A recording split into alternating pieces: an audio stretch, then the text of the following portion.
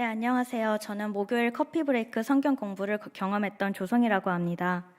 이번에 줌으로 처음 참여하게 됐던 커브는 분명 시작할 때는 애써서는 비교적 짧으니까 하며 부담 없이 시작했었지만 주님의 교회에 나름 오래 나왔던 그동안 커브에 별다른 관심이 없었던 제가 후회스러울 정도로 말씀을 읽고 답하며 서로 나누는 교제도 하나님을 더 깊이 알아가는 시간도 너무 즐거웠었습니다.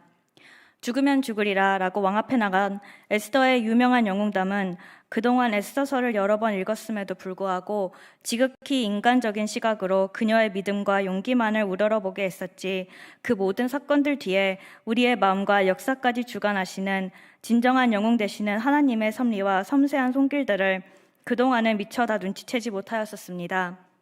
제가 놓쳤던 하나님의 개입하심 등을 커브 나눔을 통해서 재발견하고 모두 한데 모아보니 마치 숨은 보물찾기처럼 끝도 없이 보게 되었습니다.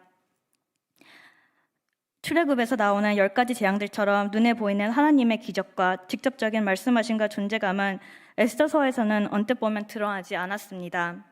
하지만 모르드게와 에스더를 둘러싼 여러 우연의 일치는 모두 분명한 하나님의 섭리이며 모든 이가 에스더를 좋게 보도록 그 마음들을 움직이신 것, 어려웠던 위기의 상황들을 통해서 페르시아 전역에 흩어져 있던 유대인들이 다 같이 금식 기도로 연합하게 하시고 하나님의 백성된 진정한 민족성을 회복하신 것 역시 하나님이 이루신 위대한 기적들임을 느꼈습니다.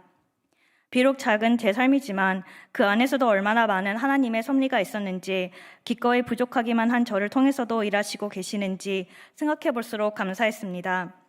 제 삶 속에 큰 굴곡에서뿐만이 아닌 작고 별거 아닌 듯해 보여서 저는 놓치고 잊어버렸던 것들도 모두 하나님이 허락하셨기에 제가 경험할 수 있었던 은혜였음을 실감하며 앞으로는 더 많이 받은 은혜를 세워보고 기념하고 기억하며 살아야겠다고 다짐했던 시간이었습니다. 모르드게가 에스더에게 큰 결단을 요구할 때 이때에 내가 만일 잠잠하여 말이 없으면 유대인은 다른 데로 말미암아 노임과 구원을 얻으려니와 라고 하며 또 내가 왕후의 자리를 얻은 것이 이때를 위함이 아닌지 누가 알겠느냐라고 말했습니다. 불확실한 삶과 불안한 앞에 그 방법을 몰랐을 뿐 구원 자체는 이미 확신하고 있던 모르드게의 이 믿음이 멋있다고 생각했습니다.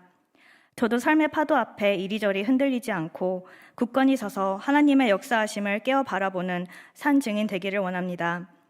저도 제가 태어난 이 시대, 제게 주어진 저의 가족과 교회와 직장 속 공동체와 맡은 자리들이 이때를 위함이 아닌지, 이 사람들을 위함이 아닌지, 저의 영향력이 닿는 사람들의 노임과 구원을 위해서 기도하게 하시려 함이 아닌지 누가 알겠느냐라는 마음으로 사명감을 가지고 저의 믿음을 살아낼 수 있기를 기도합니다.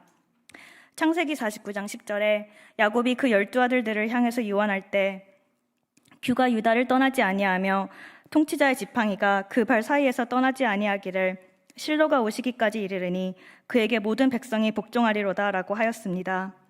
아하수에로 왕이 에스더에게 내밀어 그와 유대 민족을 구원케 한 그 금규는 에스더서를 읽는 내내 제게 이 구절을 떠올리게 만들었습니다.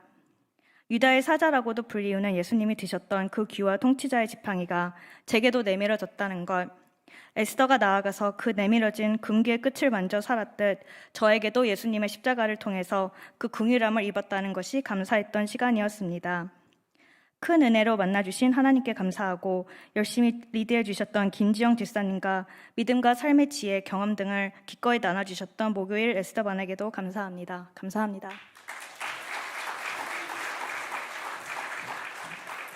예, 우리 성희자매